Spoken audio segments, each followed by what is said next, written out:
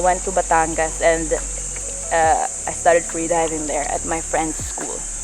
And then I said to myself, oh, this is actually good. At the same time, you meditate, you do yoga. It's more like I'm doing the exact thing that I like to do, but after that, I'm also doing a really intense sport.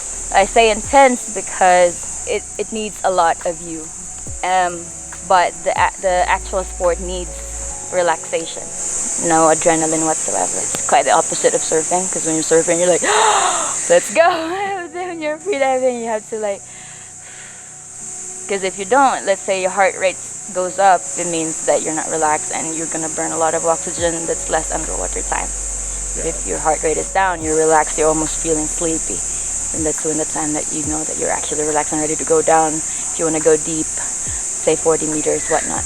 The drills I do before the actual freediving helps me wakes up myself warming up, especially with in the diaphragm area where contractions happen when freediving. So contractions are the urges to breathe when you're feeling like you're out of breath.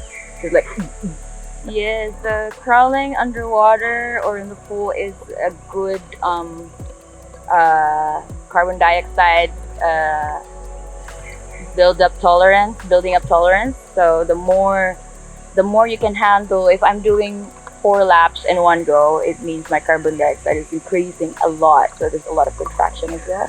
But if I keep doing that, it means that my body is adapted to carbon dioxide, and then it becomes less urges to breathe. So I try to do it every day, because then when you stop training as well, let's say for a week, kind of have to restart that.